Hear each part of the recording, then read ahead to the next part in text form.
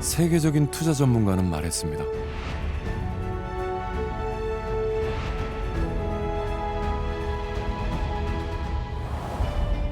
마침내 열린 농업의 새 시대, 그 생생한 진화의 현장을 담았습니다. 꿈꾸기만 했던 미래가 현실이 되는 순간, 夢のある米作り、農業、若者が楽しくやれる、そういう農業を目指しております。 일찍이 농업의 가능성에 투자한 나라들은 눈부신 성과로 보상받고 있습니다. 농업 혁명의 시대, 우린 어떻게 대처해야 할까요? 처음에는 어렵게 느껴지지만 나한테 필요한 것만이라도 습득을 해서 쓰시면 삶의 질이 달라지지 않을까. 과거의 넉마를 벗고 미래 산업으로 거듭난 농업, 그 배경에 더 똑똑해진 이 녀석이 있습니다.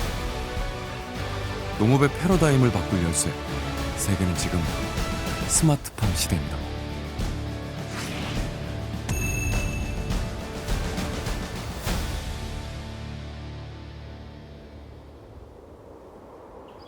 경상북도 상주의 한 딸기 농장, 이곳에서 특별한 부부를 만났습니다. 우리 몇 킬로나 내야 되는 거예요? 글쎄, 오늘은 어제 얼마 올렸어요? 200킬로? 지금 지금은 22.5도예요. 매일 반복되는 부부의 아침 풍경. 쪽으로 지금 붙어서 아침에 이렇게 가볍게 한 바퀴를 이제 둘러보면서 간밤의 모종 상태나 이런 것들을 좀 체크를 하고 다시 이제 돌아가서 저희는 보통 수확을 하죠. 사실 농사를 시작한 지는 얼마 안 됐습니다. 부부는 대기업에서 탄탄대로를 걸어왔죠. 그러다 7년 전 고심 끝에 귀농이라는 과감한 결정을 합니다. 둘 다 이제 대기업에 다니고 있었기 때문에 이제 어느 정도 이제 그 뭐랄까 결정의 시기가 있었어요. 이제 계속 회사 생활을 할 것이냐, 아니면 회사를 그만두고 뭔가 다른 삶을 준비할 것이냐. 그 솔루션을 찾아가는 과정에서 저희가 이제 농촌이란 걸 바라봤던 거고요. 농업이란 걸 생각했기 때문에 누가 먼저 하자 이럴 거 없이 그냥 같이 찾아가는 과정이었습니다. 하루 두 차례 양손 가득 건강한 딸기를 수확하기까지 공부도 참 많이 했습니다. 투자 대비 효과가 확실한, 지금 생각해도 현명한 선택이었다는데요. 매년 증가한 수입은 지난해엔 무려 3억 원을 넘겼습니다.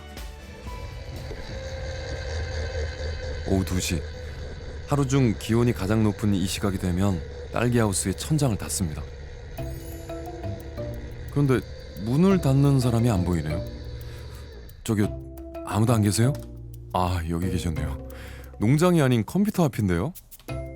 네, 여기는 저희 이제 작업장 겸 제가 우리 시설물의 상태를 확인할 수 있는 뭐 그런 공간입니다. 현재 온도, 일사량, 습도, 그다음에 비가 오는지 안 오는지, 풍향, 풍속이 어떻게 되는지 이런 기본적인 환경 조건의 데이터가 있고요. 지금은 굉장히 더운 시기이기 때문에 낮에 햇빛이 많을 때 커튼을 닫아주고 오후에 이제 좀 햇빛이 싸그라들면 그때 다시 커튼을 열어주는 형태로 조작을 하고 있습니다. 여기에 있는 재배 하우스는 모든 게 다 연동이 되어 있는 전자동 시스템입니다. 그렇습니다. 이곳은 첨단 정보통신 기술을 활용해 딸기 재배에 필요한 각종 데이터를 원격 자동으로 관리하는 스마트팜인데요.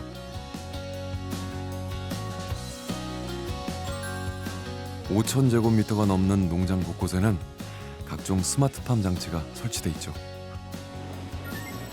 천장에 매달린 이 원통은 실내 대기 상태를 측정하는 센서고요. 공기의 원활한 순환을 돕는 유동 팬도 보입니다. 온도에 따라 단계별로 조절되는 3중 자동 개폐 시스템도 갖췄죠. 그리고 여기에 또 하나, 딸기가 좋아하는 CO2 농도도 자동 조절되는데요. 요 밑에 보시면 CO2가 들어가는 요 라인이 이렇게 별도로 준비되어 있습니다. 이게 이제 센서 값을 읽어서 제가 세팅해 놓은 기준치 밑으로 수치가 떨어지면 자동으로 CO2를 공급을 해주게 되어 있습니다. 배양액 또한 자동 제어 시스템으로 항상 적정 농도를 유지합니다. 시간마다 알맞은 농도와 양이 자동으로 공급되니 그야말로 딸기 맞춤 농장이네요. 2년간의 공부 끝에 지난해 딸기 수출 전문 스마트팜으로 선정되기까지 그동안 주변의 우려와 만류도 참 많았습니다. 제가 농장을 처음 지을 때 뭐 예를 들면 공기를 순환시킬 수 있는 팬을 설치를 하는 게 일반적이지는 않았습니다. 그때는 그런데 그런 것들도 제가 설치를 해서 농사를 짓고 하다 보니까 주변에 계신 농가들에 와서 아 이게 괜찮더냐라고 이렇게 의견을 구하시고 지금은 딸기 농사 짓는 분들이 그거 없이는 농사 안 되는 줄 알아요. 제가 농사를 처음 시작할 때는 저한테 농사를 이렇게 해라 저렇게 해라 이제 가이드를 해주시던 분들이 한 2, 3년 뒤부터는 저희 농장에 와서 농사를 배워서 갑니다.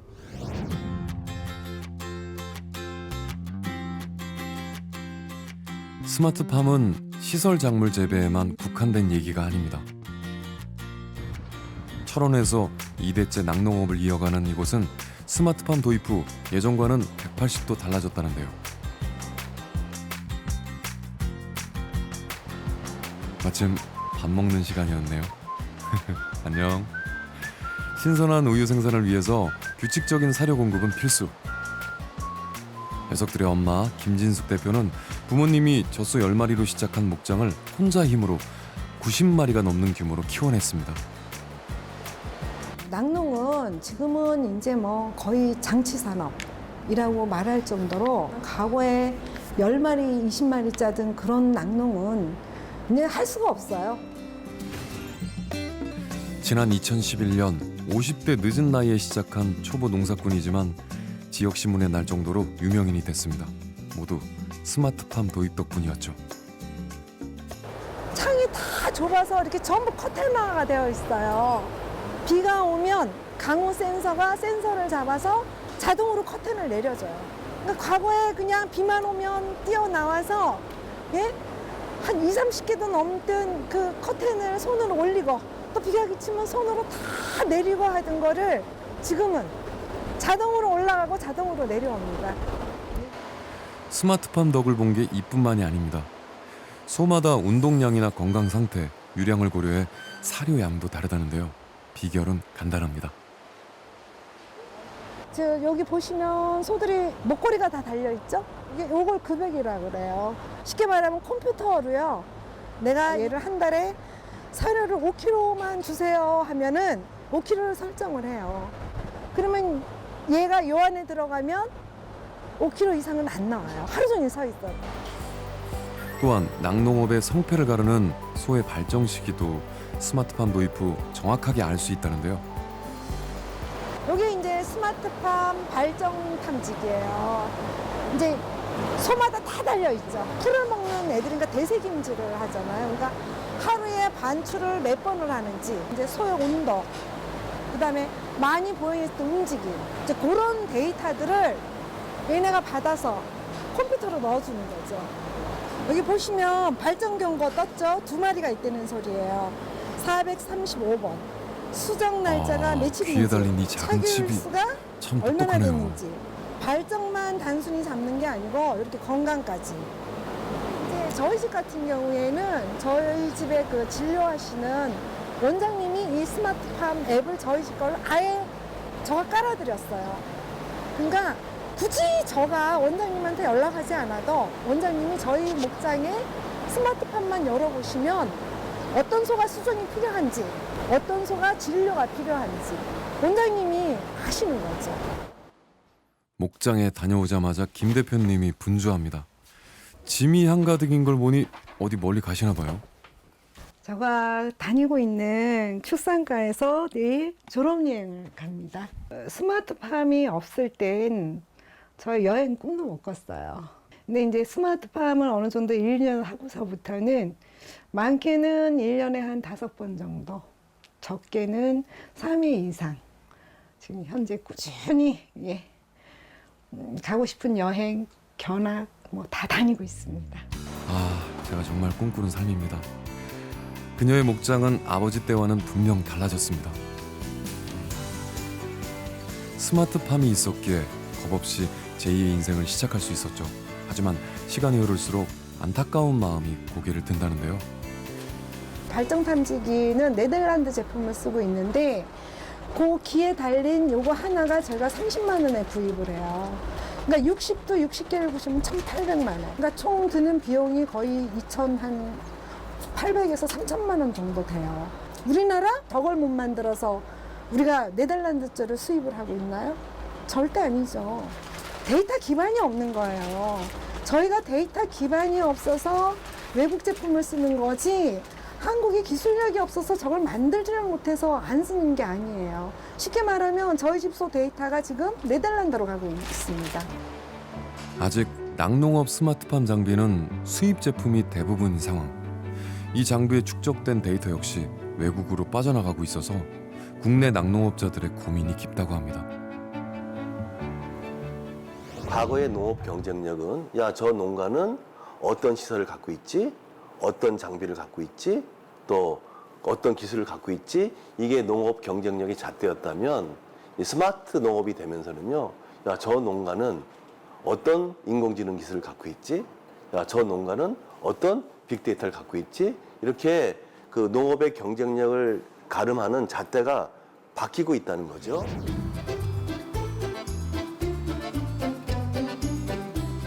서유럽의 작은 나라 네덜란드는 면적과 일조량 모두 우리나라의 절반 수준입니다. 지리적, 환경적으로 열악한 조건을 극복하고자 지난 60년간 정부는 꾸준히 스마트팜에 투자해 왔는데요. 그 결과 전 세계 농식품 수출액이 미국 다음으로 높은 세계 2위의 농업 강국이 됐죠.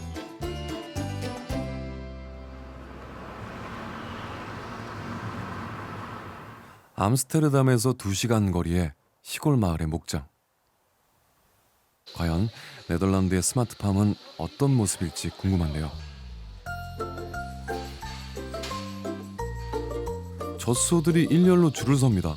뭔가에 홀린 듯 차례로 이동하는데요. 너희들 어디 가는 거니?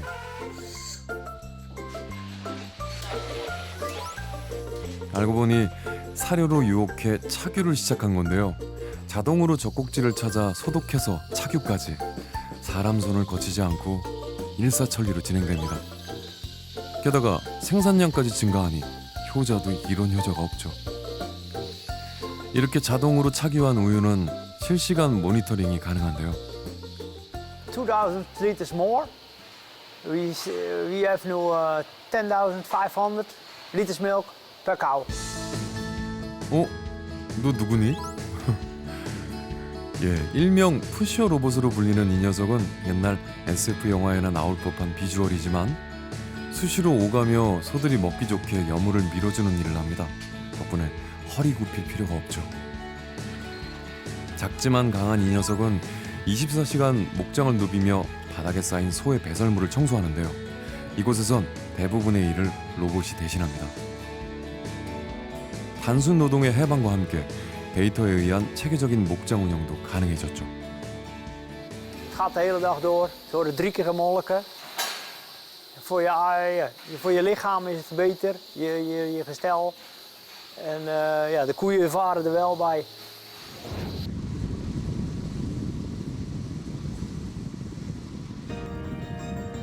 오늘날 네덜란드를 만들어준 1등 공신. 세계 최대의 첨단 온실 단지 에그리포트 세븐에 왔습니다. 2006년 간척지 위에 조성된 이곳은 미래 농업 모델로서 전 세계에 주목을 받고 있는데요. 이중으로 제작해 작물 재배에 효과적인 온실 설비를 비롯해 개인 태그를 부착한 센서 시스템을 도입했기 때문이죠. 입주자들의 편의를 위한 시설은 또 있습니다. Only we have trolleys automatically moving to the sorting and packaging area, automatically weighted, automatically emptied. That's all controlled by computers. 한마디로 4차 산업 기술의 집약체라고 할 수 있겠네요. 그런데 무려 1000헥타르가 넘는 온실을 자동으로 관리하다 보면 환경오염이나 비용 문제는 없을까요? 생각보다 만만치 않을 것 같은데. 해결책은 가까운 데 있었습니다. 지열을 활용한 친환경 난방 시스템 덕분에 많은 기회비용을 잠재울 수 있었죠. 또한 저수조에 담은 빗물에 배양액을 섞어 자동 공급 중인데요. 이렇게 친환경 재배와 자원 순환에 투자하는 이유는 뭘까요? What you see in the Netherlands that the policy is changing in the direction of more emphasis on the environment and climate issues. Our minister has launched a vision which he calls a circular economy for agriculture. So and this gives the Dutch policy a specific focus in the future, I think, on the environmental and the preservation of resources side. Yeah. 네덜란드는 환경을 지키면서도 농업 생산량은 압도적으로 높습니다. 토마토의 경우 우리의 10배 이상이죠. 스마트팜 기술 덕분에 농장의 규모가 커졌기 때문인데요. 우리보다 농가 수는 월등히 적지만 총 생산량은 2배나 높습니다. 열악한 자연환경을 스마트팜으로 극복한 거죠. 스마트팜의 가능성을 알아본 또 다른 나라. 일본은 대표적인 고령화 국가죠. 해마다 농촌 고령화로 몸살을 앓는 우리와 매우 닮아 있습니다.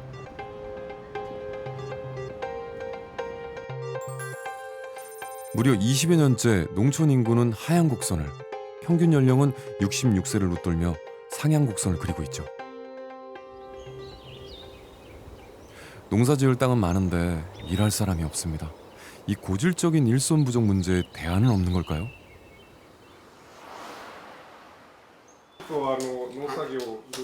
일본의 대표 농기계 제조사인 이곳은 최근 기존 제품에서 벗어난 연구가 한창입니다. 今現在ワタラスがついてる補助は、ここら辺についてますんで、今現在の水位が 4.5 センチの水がありますよと。で水温的には今現在 25.5 度、水が取り込むとこのシャッターは閉まってますというデータです。この田んぼは乾いているとか水が溢れてるとかそういう心配をしなくても、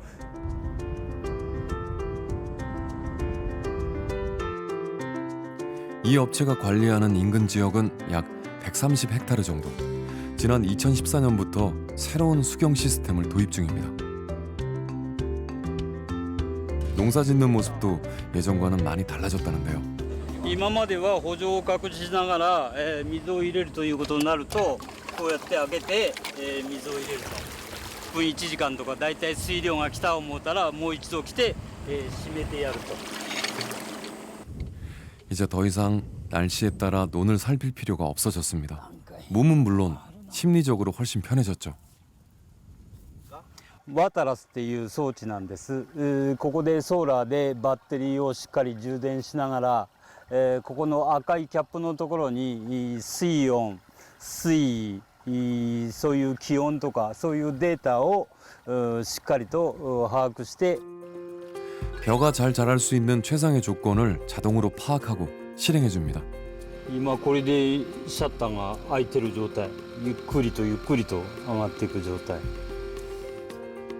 자동 수문 장치를 통해 수집한 각종 데이터 덕분에 농업의 진입 장벽 또한 상당히 낮아졌다는데요. ただ昔の農業っていうのは先代のじいちゃんばあちゃんのその経験値なりそういうものを聞きながら現場で仕事をしてるっていうことによってそれを順番に警察なりそういうものに蓄積することによってデータ取りをしながらやってるような状況です。誰もがすぐ農業できますんで。 수시로 논을 오가는 수고는 덜었지만 경작은 피할 수 없는 일. 연로한 어르신들에겐 벅찰 수 있죠. 하지만 버튼 하나로 농사를 짓는다면 불가능할 것 같은 미래가 현실이 됐습니다. 이 자율주행 무인 트랙터 덕분이죠.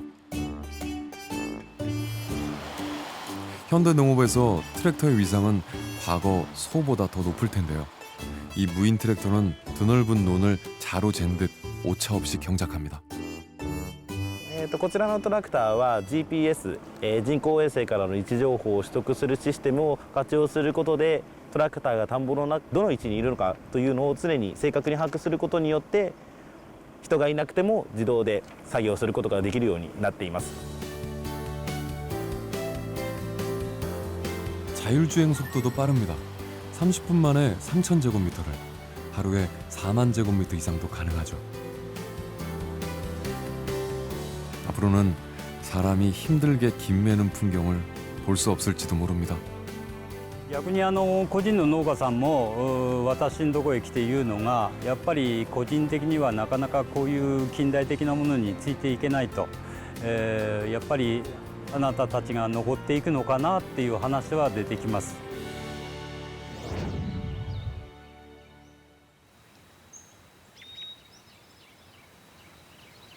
벌써 19년째 토마토 농장을 운영하는 켄지 씨를 만났습니다. 베테랑 농사꾼인 그도 최근 스마트팜을 만나면서 일하기가 훨씬 수월해졌다는데요. そうですね、収量的にはだいぶ栽培技術の方も向上してますので、若干ではありますけれども少しずつ増えているような感じではあります。 그가 뭔가 보여주겠다며 앞장섭니다. 자신감이 넘치는데요. 各種センサーですね、温湿度、光線量、CO2 濃度、放射、あと結露ですか、そういった情報です。 농사를 지으며 병충해를 피하려면 단연간 쌓은 경험을 바탕으로 한 일종의 노하우가 필수였습니다. 하지만 그 부작용도 많았죠. 今までは病害予測の機能がなかったので、自分の感覚、勘っていいますか、そういうもので判断するしかなかったので、後手に回ってしまって、病気を蔓延させてしまったりっていうような感じで収量の方が大幅に減ってしまったりっていうような現象でした。はい。 이 농장의 센서는 AI 기술을 활용해 병충해 예방이 가능하다는데요. 次が感染リスクですね、肺ロカビ病とハカビ病なんですけども、これも危険度が低中高って3段階あるんですけど、今は低の状態なんで、ほとんど病気の心配はないというような感じですね。 건전지를 넣어 걸어두기만 하면 설치가 되니 정말 간편하죠. 세대를 넘어 함께할 수 있는 농업. 켄지 씨는 스마트팜에서 답을 찾았습니다. うちもですね、息子の方が3月から就農してトマト作りの方一緒に始まったんですけど、息子に教えてなかったこともですね、過去のデータを息子が自分なりに見てですね、この時期に親父はこんな管理してたんだなっていうことが分かるので、息子にとっても私にとっても、プランテクトのデータがあれば自分の思うように、栽培できるというそういう利点がありますよね。 늙어버린 농촌의 일손 부족 해결. 일본 정부는 인공지능, 정보통신기술, 로봇, 사물 인터넷 등을 활용한 스마트팜에서 해법을 모색하고 있습니다. 실제로 일본의 스마트팜 시장은 꾸준히 증가해 2023년엔 2배를 훌쩍 넘을 것으로 예상되는데요.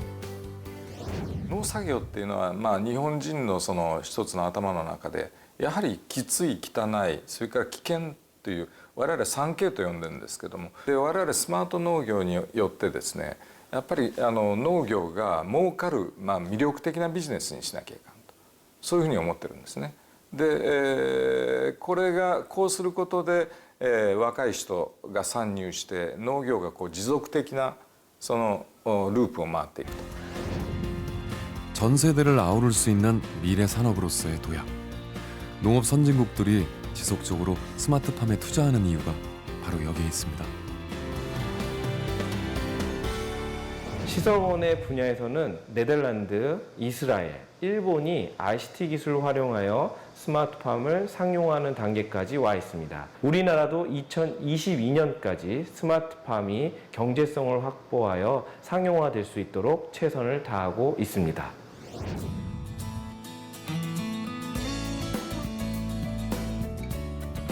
그렇다면 우리나라의 스마트팜 교육은 어느 단계에 와 있을까요? 전국 지자체 최초로 스마트팜 교육을 시작한 곳. 돈이 없으면 뭐가 있어야 되죠? 벌써 일주일째 고등학생들이 스마트팜 이론 강의를 듣고 있습니다. 눈빛이 꽤 초롱초롱하죠? 열정적인 수업 후엔 실습이 이어집니다. 2011년에 완공된 이곳은 8개의 유리 온실과 지열 시스템까지 갖춘 스마트팜 종합교육장인데요. ICT 기술을 접목한 각종 센서를 활용해 농작물이 잘 자랄 수 있는 환경 설정에 주목하고 있습니다.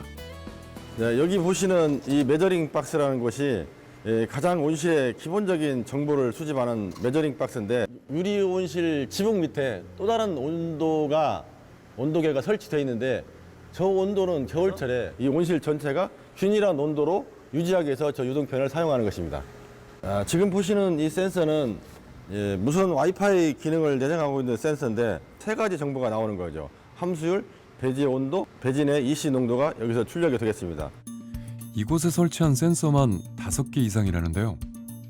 요 부분을, 이게 이제 하나의 센서거든요, 이게. 이 작물의 모든 무게를 저울 위에 올려놓고 모종 단계에서부터 이제 이 저울에서 이제 크는 거죠. 그 무게의 변화 폭을 가지고 식물이 물을 먹는지, 아니면 얼마나 물을 많이 먹는지, 물 주는 시기를 결정할 수 있고 물을 끊는 시기를 결정할 수 있는 그런 정보를 여기서부터 얻을 수 있습니다.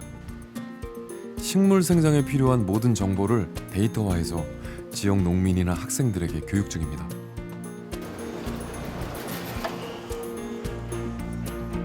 작물별로 환경 제어가 필요한 요소도 다르죠.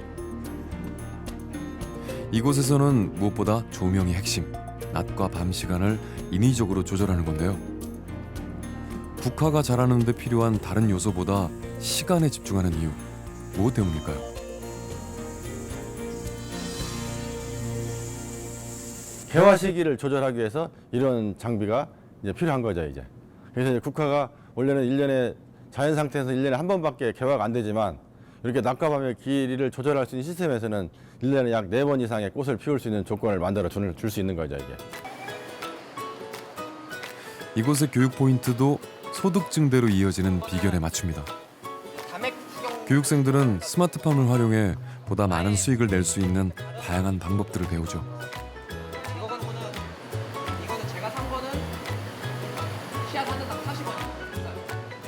저도 이제 이와 같이 스마트팜으로 통해서 작물을 키우고 싶어요.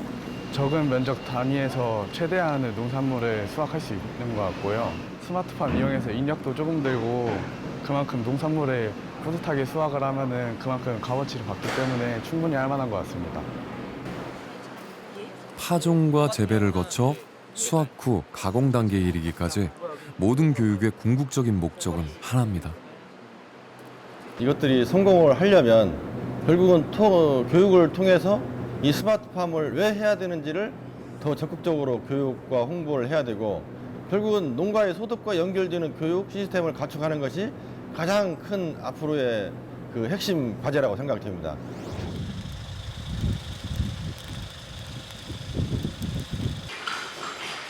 농업의 변화를 요구하는 시대, 그 속에서 기회를 포착한 사람이 있습니다. 이곳의 대표 김민수 씨는 아버지의 뒤를 이어 일찌감치 버섯 농사의 길로 뛰어들었습니다.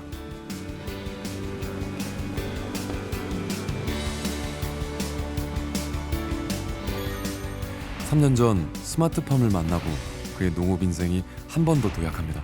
이제는 스마트팜 전문가로 불린다는데요. 처음 시작할 때는 당연히 소규모로 직접 하나하나 제 손을 거쳐가면서 그렇게 장치들을 설치하고 확장해 나가는 거죠. 이렇게 늘어난 기계만 60여 대, 미래를 위한 과감한 투자였습니다. 총 43개의 버섯 재배장은 온습도, CO2, 냉난방과 가습까지 모두 원격으로 제어가 가능합니다. 네, 기존에는 현장에서 이렇게 스위치를 돌려서 켜주고 꺼주고 다이얼을 돌려서 현장에서 세팅을 해야 됐었는데, 지금은 이제 이런 스마트팜 장비를 활용해서 어디에 있든지 원격으로 다 가능합니다. 이거는 이제 LED 라이트라고 해서 파란색이 이렇게 섞여 있습니다. 버섯이 좋아하는 색깔을 섞어서 빛의 밝기를 제가 원하는 대로 단계별로 나눠서 컨트롤할 수가 있습니다. 제가 밝기를 지금 9단계로 되어 있는 거를 약 한 2단계 정도로 바꿔볼게요. 버섯의 생장 속도에 따라 빛의 밝기도 달라집니다. 다시 밝기를 원래대로 밝게 해보겠습니다. 그에게 스마트팜은 이제 필수라는데요.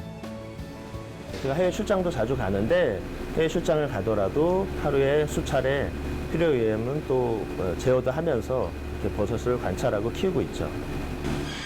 기존의 장치들은 주기적인 업그레이드로 발전을 거듭하고 있죠. 그리고 여기 그의 비밀 병기가 있습니다. 재배하는 첫날서부터 끝나는 8일, 9일, 10일차까지의 스케줄을 한 번에 집어넣고 재배를 시작만 눌러버리면 제가 손을 하나도 안 대도 재배가 끝날 때까지 거의 95% 비슷한 품질의 버섯을 생산해낼 수 있는 거예요. 농장에 설치된 80여 대의 CCTV를 통해 버섯의 상태를 확인하고 수시로 필요한 데이터 값을 조정합니다. 크게 달라진 점이라고 얘기하면 너무 편리해졌죠. 두 번째는 이제 재배 실패, 이제 오류에 대한 그런 실패, 그런 것들이 거의 90% 미만 줄어들지 않았나. 그러니까 스마트팜을 도입을 해서 조금 더 체계적이고 과학적인 그러한 농법을 축적을 하고 스스로 연구를 해서 오늘날 이제 제 농장이 이렇게 만들어진 것 같습니다. 현재의 기술력을 갖추기까지 남모를 노력이 필요했습니다. 그 노력은 연매출 33억이라는 큰 숫자로 보상받았죠. 젊은 농업인은 오늘도 스마트팜에서 새로운 내일을 찾고 있습니다.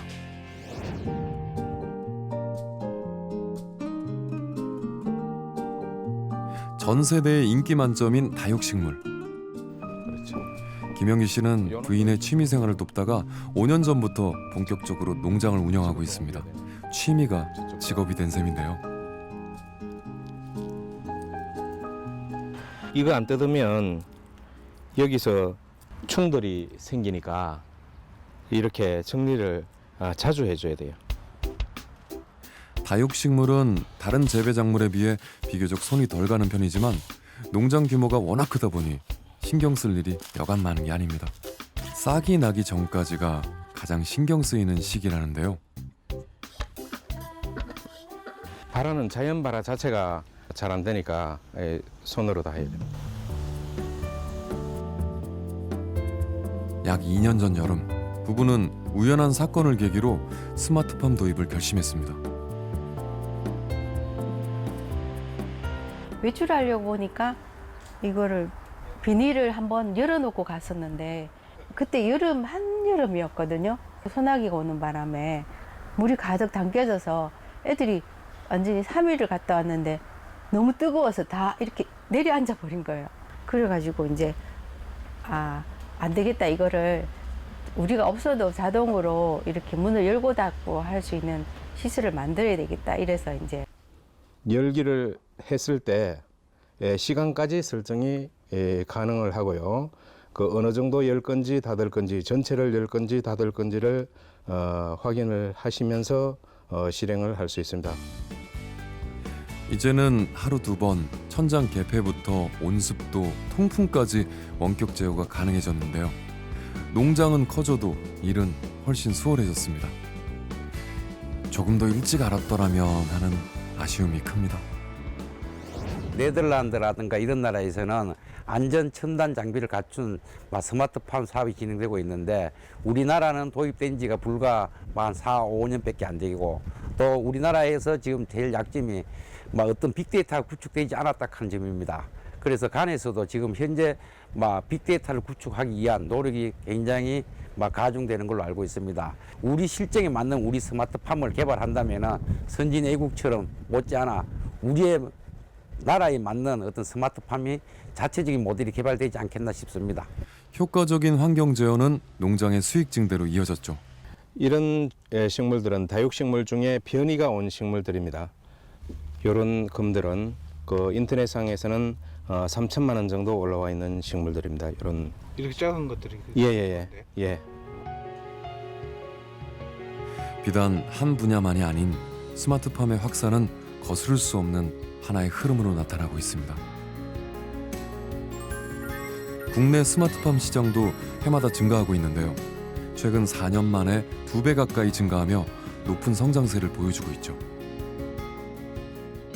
스마트 농업이 증가하는 이유 중에 하나는 일단 보십시오. 인구가 늘고 있어요. 그렇죠?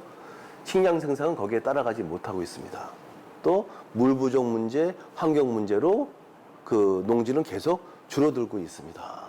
이런 차원에서 세계의 먹거리 문제가 심각한데 다행스럽게 여기에 4차 산업 기술이라는 것이 비약적으로 발전하면서 농업의 생산성을 높일 수 있는 이런 계기가 만들어진 거죠.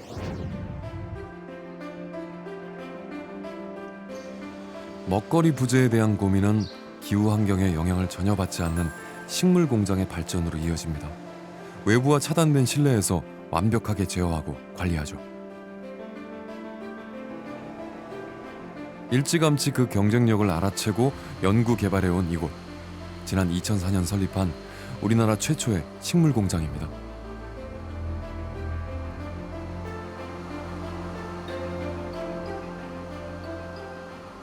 네, 여기는 이제 식물 공장이라는 곳으로 외부와 차단이 되어 있는 시설 안에서 식물을 자랄 수 있는 환경을 인위적으로 조절해서 식물을 키우는 시스템입니다. 주로 저희는 엽채류랑 허브류, 어림 채소를 포함해서 총 10가지 정도를 재배를 하고 있습니다. 이곳엔 사람의 노동력이 거의 필요하지 않습니다.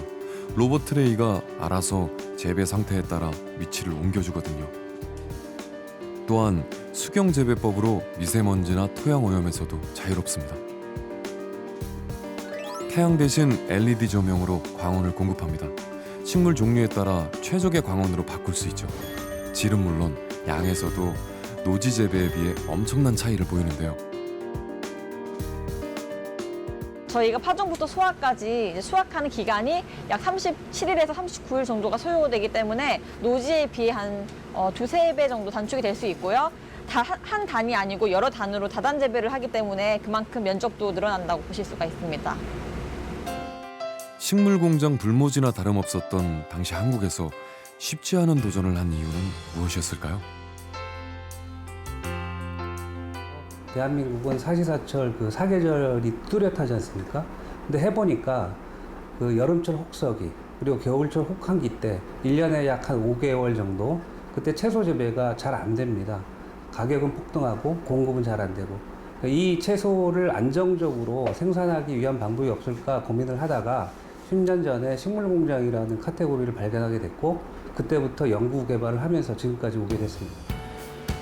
완벽하게 제어된 환경에서 생산한 채소는 수확에서 그치지 않고 샐러드 완제품으로 가공하는데요. 이렇게 또 한 번 부가가치를 올렸죠. 덕분에 지난 2004년 설립 첫 해 매출 17억에서 지난해엔 무려 440억으로 눈부신 성장을 이뤘습니다.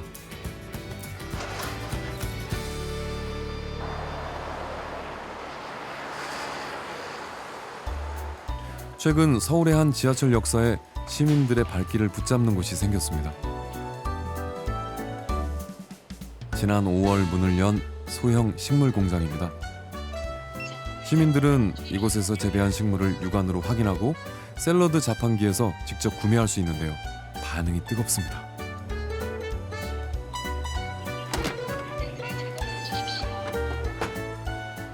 보통 이런 거 사 먹으려면은 빵집이나 이런 카페를 가야만 이게 비싼 돈 주고 좀 사 먹을 수가 있는데 여기서는 이런 자판기로 통해서 좀 싸게 구입하면서도 또 원하는 취향대로 고를 수 있으니까 좀 제 취향에 맞게 평소에 먹고 싶은 거 이렇게 골라서 먹을 수 있는 게 좋은 것 같아요. 이곳에서 생산되는 채소만 한 달 평균 150kg. 스마트팜은 더 이상 먼 미래의 이야기가 아닙니다. 빈상가나 유휴 공간을 활용한 식물 공장은 이미 도심으로 들어오고 있습니다.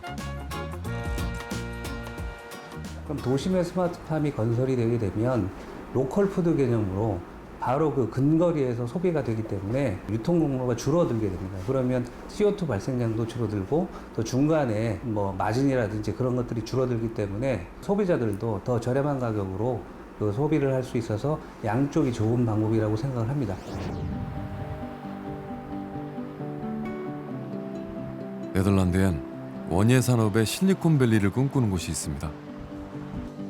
농장과 기업, 대학, 그리고 정부의 지원으로 세워진 월드 호티 센터입니다. 100여 개의 원예 관련 기업이 참여한 이곳은 각종 전시와 연구, 교육까지 다양하게 이루어지는데요. 온실 수십 동을 갖춘 리서치 센터는 지역 대학생들과 예비 농업인을 위한 훈련 공간으로 활용되고 있습니다. We combine education, business and research in this facility in order to inspire and innovate the world of horticulture in the world. So we're going to continue to develop the next phases with IoT based on horticulture, biomedics, etc., etc. 이곳에서 익힌 최첨단 스마트팜 기술은 창업이나 새로운 계약을 통해 성과로 바로 이어지죠. 상시 전시 중인 각종 장비와 수집된 데이터는 농가 경영에 큰 도움이 되고 있습니다. 우리나라는 조금 교육이 대학은 대학별로 이루어지고 있고 또 농민교육은 농민교육대로 이루어지고 있고 이렇게 조금 분산돼 가지고 이루어지고 있다는 느낌이 듭니다. 이런 것들이 함께 어우러져서 연구 실증이 학생들하고도 이루어지고 있고 그것이 교육 차원에서도 같이 어우러지고 또 외국의 선진 그 교육 과정들을 또 과감하게 도입을 해서 진짜 청년 농부들이 자기가 꿈을 단시간 내에 펼칠 수 있도록 체계적인 교육이 좀 되었으면 좋겠다 하는 그런 바람을 가져봅니다.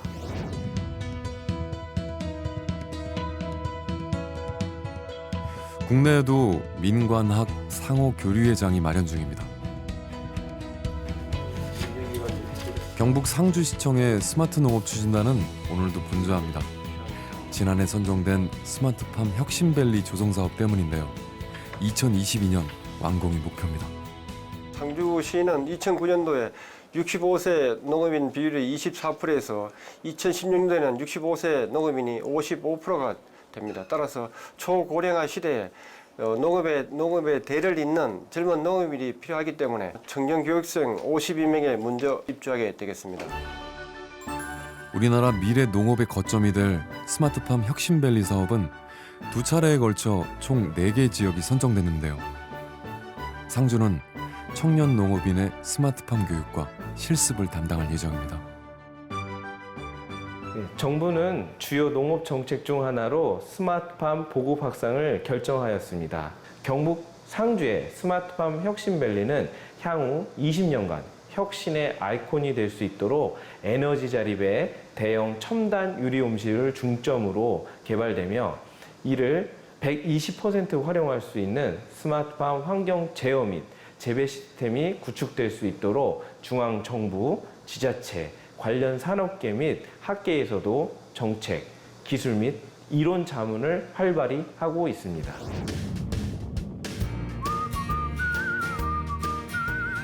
전국 백다다기 오이 시장의 70% 이상을 생산하는 경북 상주. 오이의 고장답게 빛깔부터 영롱한데요. 토마토, 파프리카와 더불어 고소득 작물로 꼽히는 오이. 그만큼 자본 기술의 진입 장벽이 높은 분야로 유명하죠. 청정 유기농 오이의 수확이 한창인 요즘 서정덕 씨의 기분은 금세라도 날아갈 듯합니다. 내가 목표했던 수준의 양이 이제 오이가 나오면 아무래도 기분 좋죠. 돈이잖아요, 이게. 돈 벌면서 헬스클럽 다닌다. 이거죠, 뭐. 오이 농사 10년 차. 한우물만 파다 보니 변화의 시기가 왔음을 직감했습니다. 그 변화는 기회를 만들어줬죠. 지금 저기 위에 일중 비닐이 개폐가 되고 있어요. 덥죠? 지금 좀 땀나죠? 지가 알아서 열리잖아요. 28도 이상이 되면 제가 문을 열어요. 단 5초간 열어요. 그래도 28도가 계속 넘어간다. 2분간 유지했는데도 불구하고 또 덥다 그러면 5초간 또 열어요. 그리고 또 2분간 유지해. 대기 시간을 2분을 주는 그런 데이터들이 그냥 막 내가 임의로 하는 게 아니고 누구한테 들어서 한 게 아니고 제가 몇 년간 영농일지나 이런 걸 통해서 지속적으로 관리해서 이 정도 데이터면 환경관리에 적절한 거다라고 설정해 놓은 값이에요. 지난해 4월 정부의 보조 지원을 받아 스마트팜 시설을 도입했습니다. 덕분에 조금 더 쉽게 더욱 건강한 오이를 생산하고 있죠. 저 같은 경우는 이 자동화 시스템 스마트팜 관리를 잘해서 제가 이제 9년째 오이 농사를 하고 있는데 단 한 번도 녹균병은 겪은 적이 없습니다. 그만큼 소득에도 손실이 적다는 얘기죠. 사실 스마트팜 도입 전부터 오이 재배에 필요한 정보는 차곡차곡 기록해 왔습니다. 작업을 하고요. 또 이제 누가 시켜서가 아니라 스스로 필요성을 느껴서 한 일이었습니다. 데이터가 곧 자산인 걸 알았던 거죠. 이게 감각적으로 그 나무를 보고 물을 주는 투입량을 결정하던 게 지금까지의 모습이라면 잘하시는 분들은 그걸로 해요. 그렇지만은 이런 빅데이터가 쌓여지지 않은 초보 농사꾼이나 기농인들, 경력이 미천한 분들은 기존에 앞선 데이터들이 있으면 일단 크게 시행착오 없이 따라갈 수가 있다는 장점이 있겠죠. 이게 조금 더 쌓여서 경험이 20년, 30년 되신 분들보다도 더 잘 질 수 있는 통계학적 기반을 마련해 준다고 생각합니다. 요즘 농부들은 옛날과 다릅니다. 더 적게 일하지만 더 많이 생산하죠. 농업의 어제와 오늘이 다르듯 농사를 짓는 사람들의 가치관도 변하고 있습니다. 그 중심에 스마트팜이 있죠. 미국이나 유럽의 이런 스마트 농업을 자동차로 비유한다 그러면 시속 한 80km, 90km로 가는 것 같아요. 근데 안타깝게도 우리 한국 농업 같은 경우에는 그 필요성은 인지하고 있지만 아직 이제 출발 단계라고 볼 수 있으면 될 것 같고요. 그래서 아직 우리가 빨리 거기에 따라가지 못하면 한국과 이런 선진 농업 간의 격차는 더 벌어질 수밖에 없기 때문에 시급히 이 스마트 농업에 관심을 가질 필요가 있지 않나 이런 생각이 듭니다. 스마트팜이란 이름의 거대한 파도가 전 세계를 강타하고 있습니다. 이 흐름에 몸을 맡겨 올라타느냐, 그대로 가라앉느냐는 우리의 선택에 좌우될 겁니다. 고령화와 일손 부족, 일자리 창출까지 이제 미래 농업, 스마트팜에서 그 해답을 찾아야 할 때입니다.